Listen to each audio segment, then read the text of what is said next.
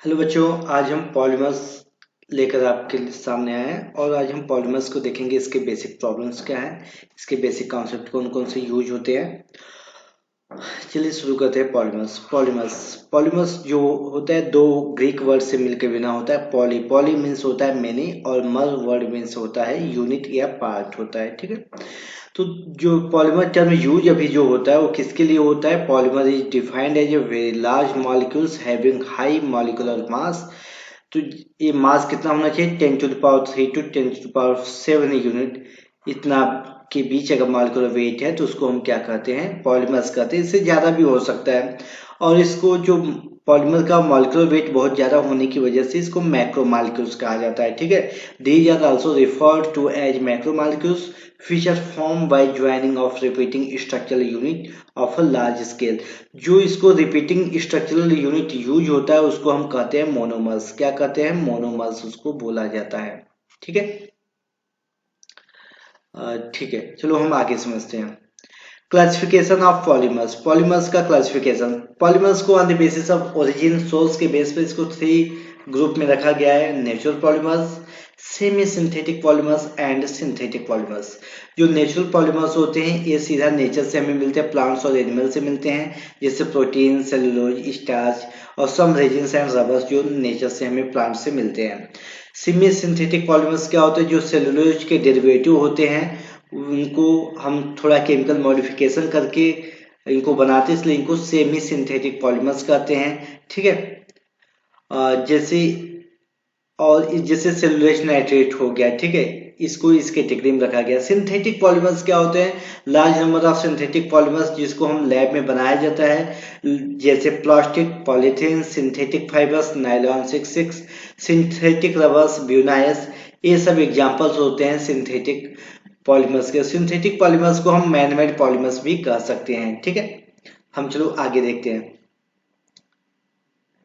Types of polymerization. Polymerisation तो क्या होते हैं, पॉलीमर्स बनाने के प्रोसेस को पॉलीमराइजेशन कहते हैं। ठीक है, मीन्स जितने स्टेप में या जो रिएक्शन जिसके द्वारा पॉलीमर्स बनते हैं उसको पॉलीमराइजेशन कहते हैं। पॉलीमराइजेशन रिएक्शन को देखा जाए तो अगर हम इसको सब कैटेगराइज करें तो एक 2 कैटेगरी में इनको रखा गया है। यहाँ से आपको क्वेश्चन आ सकते हैं। ठीक है, पहला होता है addition. Addition polymerisation, addition polymerisation को ही हम चेन ग्रोथ पॉलीमराइजेशन कहते हैं, ये आपको याद होना चाहिए। सेकंड जो होता है पॉलीमराइजेशन, कंडेंसेशन पॉलीमराइजेशन होता है जिसको स्टेप ग्रोथ पॉलीमराइजेशन कहते हैं। जो एडिशन पॉलीमराइजेशन होता है जिसको चेन ग्रोथ पॉलीमराइजेशन कहते हैं, इसकी कुछ प्रॉपर्टीज होती हैं। इसकी प्रॉपर्टी क्या होता है, in this type of polymerisation the molecules of the same monomers are different monomers add together on a large scale to form a polymer. The monomer used are unsaturated compounds like alkenes, CH2, CH2। ठीक है, पॉलीन्स आप यहाँ पर इसको बोल सकते हो, पॉलीन्स use होते हैं। This mode of polymerisation leads to an increase in chain length and chain growth can take place through the formation of either free radicals or ionic species, but mostly the addition polymerization reaction are proceed through a free radical mechanism। अब free radical mechanism क्या होता है उसको हम समझते हैं। तो free radical mechanism में क्या होता है, इसमें हम एक रेडिकल फ्री रेडिकल जनरेटर का इनिशिएटर का यूज करते हैं। जो कौन कौन से होते हैं, जैसे बेंजोइल पेरोक्साइड होते हैं, एस्टिल पेरोक्साइड होते हैं और टर्सरी ब्यूटिल पेरोक्साइड। अगर ध्यान से देखें इन तीनों को, benzyl peroxide, acetyl peroxide and tertiary butyl peroxide, ये सब क्या होते हैं, ऑर्गेनिक पेरोक्साइड का यूज किया जाता है। किसका, ऑर्गेनिक पेरोक्साइड का यूज किया जाता है as a radical generating reagent के लिए। ठीक है, तो फ्री रेडिकल मैकेनिज्म क्या होते हैं, variety of alkenes and their derivatives और polymerized in the presence of a free radical generating initiator. ये 3 स्टेप्स में होते हैं। पहला स्टेप होता है chain initiating step, second propagating steps and last one is chain terminating steps. ठीक है, हम इनको बारी बारी से समझते हैं। पहला होता है चेन इनिशिएटिंग स्टेप। ठीक है, इस स्टेप में क्या होता है, सबसे पहले हमारा जो पॉलीमर हम रेडिकल इनिशिएटर, जैसे कि हम यहाँ पर बेंजाइल इनिशिएटर को देखते हैं, बेंजाइल पेरोक्साइड को हम देखते हैं, तो ये बेंजाइल पेरोक्साइड का स्ट्रक्चर होता है। ठीक है, इस ये ऐसे होता है, इसको टेम्परेचर या लाइट के प्रेजेंस में क्या होता है, ये अपने रेडिकल में डिसोसिएट होते हैं। इस प्रकार से होमोलिटिक फ्यूजन होता है और हमारा जो बनता है रेडिकल, वो रेडिकल इस प्रकार से बनता है। ध्यान से देखना आप। अब यहाँ से CO2 गैस रिलीज होती है, CO2 गैस यहाँ से बाहर होती है और हमें फिनाइल रेडिकल मिलता है, फिनाइल रेडिकल मिलता है। ठीक है, अब ये फिनाइल रेडिकल जाकर किसी एक एल्किन ग्रुप से, ठीक है, किसी एक, ये जो है, किसी एल्किन से अटैच करता है उसके ऊपर और ये इस प्रकार से फॉर्मेशन करता है। ठीक है, अभी जो पहला स्टेप हो गया, अभी देखो इनिशिएट हो गया, अब रिएक्शन इनिशिएट हो गया और हमारा बना CH2।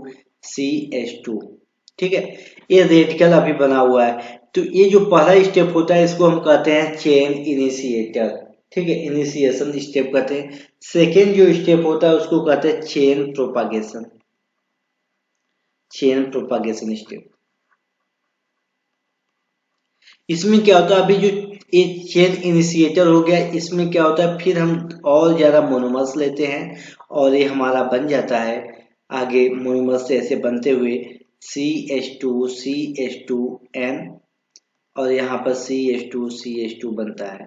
ठीक है, ये हमारा चेन प्रोपागेशन में क्या होता है, और रेडिकल फॉर्मेशन बनता जाता है और ये रिएक्शन प्रोसीड होता है। और जो लास्ट स्टेप होता है चेन टर्मिनेटिंग स्टेप होता है, चेन थर्ड स्टेप होता है चेन टर्मिनेटिंग।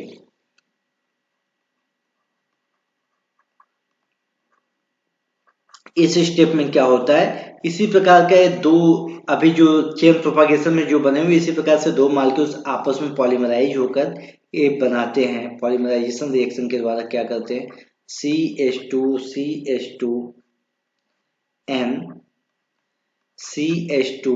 CH2 फिर यहाँ पर जुड़ेगा CH2 और यहाँ पर हमारा फिनाइल ग्रुप होगा। ये पॉलीथीन बनाते हैं, इस प्रकार से क्या बनाते हैं, पॉलीथीन बनाते हैं। ठीक है, पॉलीथीन का हो गया। तो 3 स्टेप में होता है। पहला स्टेप होता है chain initiating step, initiation, second chain propagation and last one is chain terminating step. अब हम कुछ एग्जांपल्स देखते हैं, some important polymers, addition polymers देखते हैं। पहला हम देखते हैं पॉलीथीन। पॉलीथीन की कुछ प्रॉपर्टी होते हैं, क्या होते हैं, ये लीनियर होते हैं और slightly branch long chain molecules होते हैं। ये थर्मोप्लास्टिक होते हैं। थर्मोप्लास्टिक क्या होते हैं कि टेम्परेचर देने पर अगर ये सॉफ्ट हो जाए, हीट करने पर और कूल करने पर हार्ड हो जाए, ये प्रोसेस बार बार रिपीट करें तो उसको हम थर्मोप्लास्टिक कहते हैं। दूसरा होता है थर्मोसेटिंग प्लास्टिक। क्या होता है, थर्मोसेटिंग प्लास्टिक। ठीक है, थर्मोसेटिंग प्लास्टिक। थर्मोसेटिंग नाम से क्लियर है कि टेम्परेचर देने पे एक बार में सेट हो जाते, फिर दोबारा इसमें कोई चेंजेस नहीं होते। मीन्स ऐसे पॉलीमर्स या ऐसे प्लास्टिक जिनको टेम्परेचर देने पर ये हार्ड हो जाते हैं, दोबारा कूल डाउन, एक बार टेम्परेचर देने पे ये हार्ड हो जाते हैं, फिर दोबारा कूल डाउन करने पे, टेम्परेचर देने पे इनके अंदर सॉफ्ट कैनिंग की प्रॉपर्टी नहीं होती, उसको थर्मोसेटिंग प्लास्टिक कहते हैं। अब हम देखते हैं थर्मोप्लास्टिक पॉलीथीन के दो प्रकार से होते हैं। पहला होता है लो डेंसिटी पॉलीथीन। लो डेंसिटी पॉलीथीन कुछ इस तरीके से होता है, इसमें ब्रांचिंग होने की वजह से क्या होता है, क्लोजली पैक नहीं हो पाते हैं। ब्रांचिंग होने की वजह से क्या होता है, क्लोजली पैक नहीं हो पाते हैं। और इनको कैसे बनाया जाता है, तो इनको इस प्रकार से बनाया जाता है। पॉलीथीन, हम एथीन लेते हैं, इसका पॉलीमराइजेशन करते हैं और हमें पॉलीथीन मिलता है, पॉलीथीन मिलता है। ठीक है, ये इसको जो बनाया जाता है 1000 से लेकर 2000 एटीएम प्रेशर और टेम्परेचर 350 टू 570 केल्विन पर इसको बनाया जाता है। यहाँ पर रेडिकल इनिशिएटर के लिए पेरोक्साइड इनिशिएटर और dioxygen as a catalyst use होता है। लो डेंसिटी पॉलीथीन LDP इसको कहते हैं, obtain through the free radical addition and hydrogen abstraction. ये क्लियरली यहाँ से आपको दिख रहा है। ये हाईली ब्रांच स्ट्रक्चर होते हैं, इसी वजह से इनकी डेंसिटी कम होती है।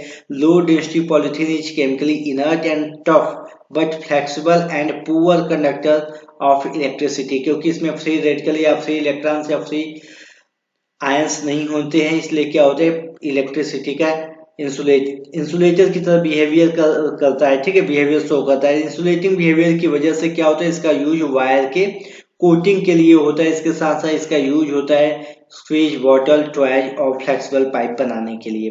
ठीक है, अब हम आगे देखते हैं हाई डेंसिटी पॉलीथीन के लिए बारे में। जो हाई डेंसिटी पॉलीथीन होता है इसको कहते हैं HDP कहते हैं, हाई डेंसिटी पॉलीथीन जो होता है। इसमें क्या होता है, अगर आप ध्यान से समझे तो इसमें क्लोज पैकिंग होता है, क्योंकि इसमें ब्रांचिंग नहीं होती है, ये लीनियर इनको कहा जाता है, ठीक है। तो इसमें क्या होता है, इस प्रकार से बनते हैं, इसको देखते हैं इसका स्ट्रक्चर, इस प्रकार से पॉलीथीन बनते हैं। इसमें ब्रांचिंग न होने की वजह से क्या होते हैं, क्लोजली पैक होते हैं। ब्रांचिंग न होने की वजह से क्या होते हैं, क्लोजली पैक होते हैं। तो it is form when addition polymerization of ethene takes place in the hydrocarbon solvent in the presence of gases such as triethyl aluminium and titanium tetrachloride. देखिए क्या होता है, एल्युमिनियम का ET ethylene tri ethylene aluminium और TiCl4 को लिया जाता है। इसको कहा जाता है जिगलर नाटा कैटलिस्ट, GNT, जिगलर नाटा कैटलिस्ट, GNC कहा जाता है, जिगलर नाटा कैटलिस्ट कहा जाता है। ये क्या करता है, इसकी ब्रांचिंग को कंट्रोल करता है। अगर ब्रांचिंग को कंट्रोल करने के बाद ही हाई डेंसिटी पॉलीथीन बनाया जाता है। अगर जिगलर नाटा कैटलिस्ट यूज नहीं होता है, जनरली अगर रेडिकल इनिशिएटर का यूज किया जाता है तो लो डेंसिटी बनाता है। तो जो जिगलर नाटा कैटलिस्ट क्या करता है, इसके ब्रांचिंग को कंट्रोल करता है, ठीक है। ये किस टेम्परेचर पर बनाया जाता है, 333 टेम्परेचर, एक केल्विन टेम्परेचर पर, और प्रेशर बहुत ही नॉर्मल टेम्परेचर प्रेशर लिया जाता है। तो आपको क्या समझ में आया, जो लो डेंसिटी पॉलीथीन है इसको हाई प्रेशर पर बनाया जाता है, और जो हाई डेंसिटी पॉलीथीन है इसको लो प्रेशर पर बनाया जाता है, ठीक है। High density polythene consist of a linear molecules has a high density due to close packing, branching न होने की वजह से क्लोज पैकिंग होते हैं। Such polymers are also called linear polymer, आपको साथ साथ स्ट्रक्चर से ही दिख रहा है। High density polymers are also chemically inert and more tough and hard, it is used for the manufacture of hard articles, बनाने के लिए इसका यूज होता है। बकेट्स, डस्टबिन, बॉटल्स, पाइप्स, ये सब बनाने के लिए इसका यूज किया जाता है। अब हम देखते हैं पॉलीटेट्राफ्लोरोएथीन, इसको कहा जाता है पॉलीटेट्राफ्लोरोएथीन कहा जाता है, तो PTFE इसको साथ में कहा जाता है। और इसको कैसे बनाया जाता है, इसको टेफ्लॉन, इसको टेट्राफ्लोरोएथेन लिया जाता है। टेट्राफ्लोरोएथेन नाम से आपको कंफर्म है, टेट्राफ्लोरोएथेन, एथेन में हाइड्रोजन को रिप्लेस करके फ्लोरीन लिया जाता है, इसका पॉलीमराइजेशन किया जाता है। कैटलिस्ट के रूप में यहाँ पर अमोनियम परसल्फेट का यूज, अमोनियम परसल्फेट का यूज एज ए कैटलिस्ट के रूप में किया जाता है। और बहुत ही हाई प्रेशर बहुत ज्यादा प्रेशर लिया जाता है। उसमें क्या होता है, हमारा टेफ्लॉन बनता है। टेफ्लॉन का इस प्रकार से स्ट्रक्चर होता है, टेफ्लॉन को पॉलीमराइजेशन के बाद का स्ट्रक्चर ऐसा होता है, ये बनता है इस, ठीक है। इसकी प्रॉपर्टी क्या होता है, it is chemically inert and resistant to attack by corrosive agent, इसलिए कोरोसिव एजेंट से ये प्रोटेक्शन करता है। इसलिए इसका यूज कहाँ किया जाता है, ऑयल सील्स, गैस्केट, और इसको non stick surface coated utensils बनाने के लिए, नॉन स्टिक बर्तन बनाने के लिए इसका यूज होता है, इंडक्शन बर्तन में इसका यूज होता है, ठीक है। अब हम देखते हैं आज इस लेक्चर का लास्ट, पॉलीएक्राइलोनाइट्राइल। पॉलीएक्राइलोनाइट्राइल किससे बनाया जाता है, the addition polymerization of acrylonitrile in the presence of peroxide catalyst leads to the formation of polyacrylonitrile. इसका हम देखते हैं रिएक्शन, NCH2CHCl, इसको क्या कहा जाता है, एक्राइलोनाइट्राइल कहा जाता है। इसका जब पराक्साइड कैटलिस्ट के रूप में, पराक्साइड कैटलिस्ट जो होता है फ्री रेडिकल जनरेटर के रूप में यूज होता है, ठीक है। इसके प्रेजेंस में जब इसका रिएक्शन कराया जाता है तो पॉलीमर बनता है, और ये बनता है CH2CHN और यहाँ पर Cl। ये जो होता है पॉली एक्राइलोनाइट्राइल पैन इसको कहा जाता है, इसके लिए इसका यूज होता है। तो poly acrylonitrile use as a substituent for wool in making commercially fibre as a orlon and acrilan. तो ये रहा हमारा पॉलीमर का वीडियो 1। हम वीडियो 2 में इसके बाद का लेकर आएंगे, ठीक है, कंडेंसेशन पॉलीमर के बारे में लेकर आएंगे और उसको आपको बताएंगे। और हाँ, एक चीज और आपको हम यहाँ बता रहे हैं, इस पॉइंट को याद रखना, अगर मोनोमर यूनिट 1 है, मोनोमर यूनिट 1 है और मोनोमर यूनिट 2 है, मोनोमर यूनिट अगर 2 है, तो देखो अगर मोनोमर एक ही मोनोमर यूज होता है पूरे पॉलीमर में तो उसको होमोपॉलीमर कहा जाता है। क्या कहा जाता है, होमोपॉलीमर कहा जाता है। और एक से अधिक पॉलीमर उसमें यूज होता है तो उसको कोपॉलीमर कहा जाता है, कोपॉलीमर कहा जाता है। तो हम नेक्स्ट वीडियो में इसके बाद की कहानी लेकर आएंगे, तब तक आप वेट कीजिएगा।